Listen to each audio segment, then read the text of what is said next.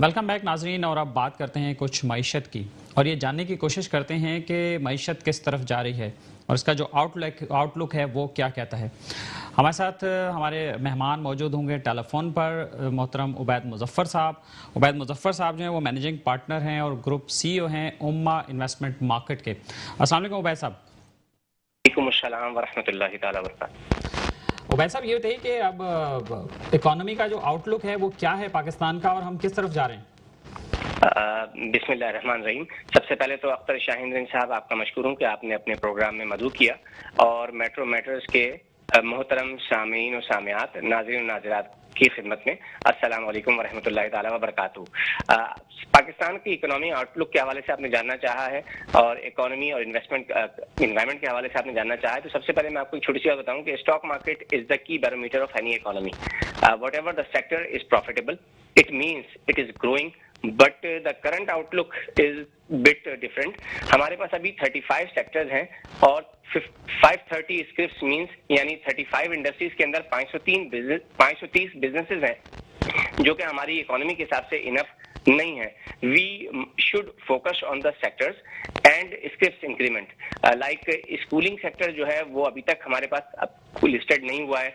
Investment bank sector जो होता है जिसे हम ब्रोकरेज हाउस सेक्टर भी कहते हैं, इसका सबसे बड़ा फायदा इस तरह से होता है जैसे कि अभी आपने देखा होगा कि रिसेंट एग्जांपल इंडिया के अंदर फ्यूचर रिटेल को जब कोलैप्स करने का सामना हुआ, डिफॉल्ट सेक्टर के अंदर वो आ गई, तो उस वक्त रिलायंस रिटेल और अमेजॉन दुनिया की दो बड़ी कंपनीज के दरमियान कंपटीशन चल रहा है कि किस तरह से इस सेक्टर को, इस कंपनी को टेक ओवर किया जाए। तो ये उनकी इन्वेस्टमेंट बैंकिंग की कामयाबी कहलाती है। अगर हमारा भी इन्वेस्टमेंट बैंकिंग सेक्टर थोड़ा सा मजबूत हो जाए और ब्रोकरेज हाउसेज ज्यादा से ज्यादा लिस्टेड हो हमारे अपने स्टॉक मार्केट के अंदर, तो लोगों का रुझान ज्यादा बनता है। तीसरा, मीडिया सेक्टर भी हमारा बिल्कुल इंक्लूडेड नहीं है, इनलिस्टेड नहीं है पाकिस्तान स्टॉक मार्केट के अंदर, तो ये बूम बनाते हैं। एक जनरल मेथड के बारे में थोड़ा सा बताना चाहूंगा आपको कि एक जनरल मेथड होता है जानने का कि स्टॉक मार्केट के अंदर स्क्रिप्ट्स की स्ट्रेंथ क्या है।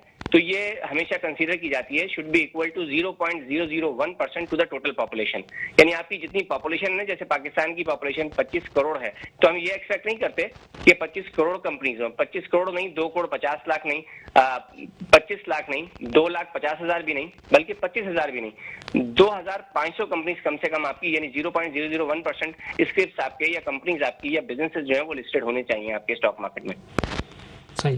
तो अभी वैसे क्या पोजीशन है स्टॉक मार्केट में, क्या इतने बिजनेसेस हैं लिस्ट?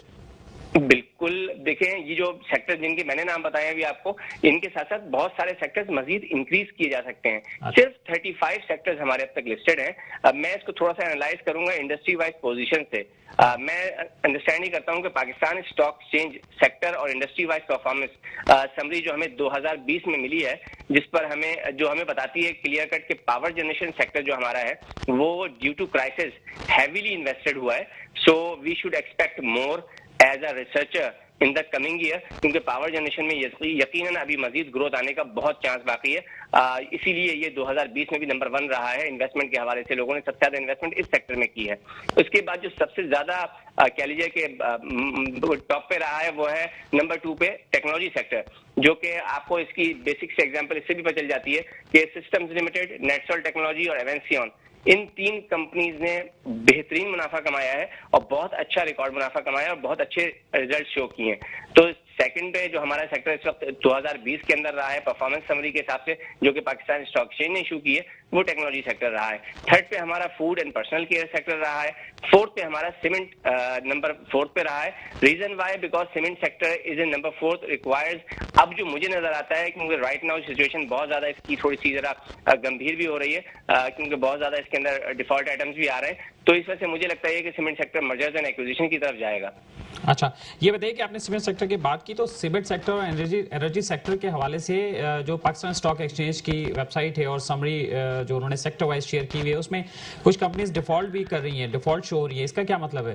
खासतौर पे सीमेंट की जो 3 कंपनीज हैं, बड़े बड़े नाम है, वो डिफॉल्ट शो कर रही हैं। ये ऐसा क्यों हो रहा है? बिल्कुल सही फरमाया आपने। दरअसल there are 2 types of defaulted scripts और बिजनेसेस। मेजर डिफॉल्ट और माइनर डिफॉल्ट, यानी दो टाइप के डिफॉल्ट्स होते हैं, या तो मेजर डिफॉल्ट होता है या माइनर डिफॉल्ट होता है। History of the Pakistan stock exchange defaulted companies की बहुत डिटेल में बहुत कुछ बताती है। There are many reasons, as mostly reasons are listing fee submit नहीं करवाई जाती तो डिफॉल्ट हो जाती है कंपनी, यानी आपने लिस्टिंग फी पे नहीं की अपनी पाकिस्तान स्टॉक एक्सचेंज को, डिले किया अपने ऑडिट के अंदर तो डिफॉल्ट हो जाता है। एनुअल जनरल मीटिंग जो है वो डेट आपने अनाउंस की और उसके अंदर डिले कर दिया तो भी डिफॉल्ट हो जाता है। डिविडेंड आपने अनाउंस किया लेकिन आपने पे नहीं किया, उस पर डिफॉल्ट हो जाता है। There are many criterias of Pakistan stock exchange. After rectifying these minor issues you can reenable your stock as well, और क्लियर कर सकते हैं आप अपने आप को डिफॉल्ट लिस्ट से। आप जिन 3 स्टॉक्स की बात करना चाह रहे हैं आई थिंक वो है सीमेंट सेक्टर से मुताल्लिक, और सीमेंट सेक्टर में आई थिंक जो मेरा व्यू है, Dada Bhai cement, Dandot cement and flying cement जो है, रील पाक सीमेंट जो है, रील पाक सीमेंट जो है, ये इस वक्त शो हो रहे हैं इस वक्त डिफॉल्टेड अकाउंट के अंदर।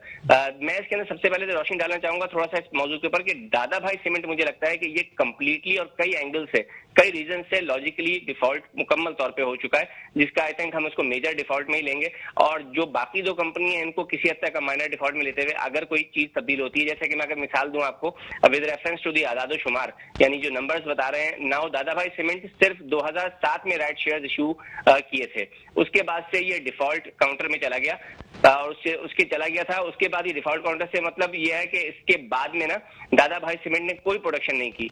अच्छा, अब जो डिफॉल्ट क्लॉज इस पर लागू हो रहा है, जो उस पर डिफॉल्ट क्लॉज लगी हुई है as per Pakistan stock exchange, वो है 5.11.1b, यानी 5.11.1b जो है, जिसका मतलब ये है कि क्लॉज की डिटेल ये बता रही है मुझे, जो कुछ मुझे समझ में आ रहा है कि क्लॉज कहता है कि suspended commercial production business operations in its principal lines of business for continuation period of 1 year.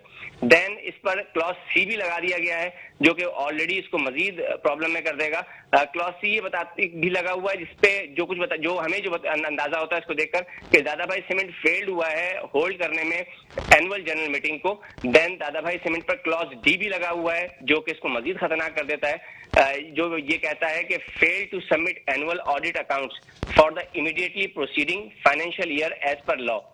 फिर दादा भाई सीमेंट पर क्लॉज जी भी लगा हुआ है जिसका एक और नुकसान ये होगा जो कि हमें ये बताता है कि सीडीसी ने इसकी एलिजिबिलिटी भी सस्पेंड कर दी हुई है।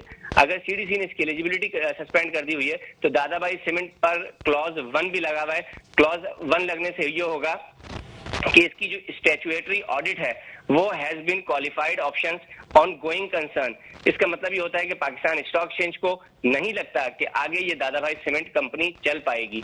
और एल क्लॉज लगाने से इसके साथ जो इसके साथ मजीद एडिटिव लगा हुआ है वो ये है कि एल क्लॉज इसमें लगा हुआ है जो बताता है कि show cause notice for the winding up has been issued, यानी अगर इसको शो कॉज इशू कर दिया गया है वाइंडिंग अप करने का तो दादा Bhai cement by the commission अगर ये इस तरह का कोई इशू आता है तो ये सूरत हाल बहुत मजीद डेंजरस होती चली जाएगी।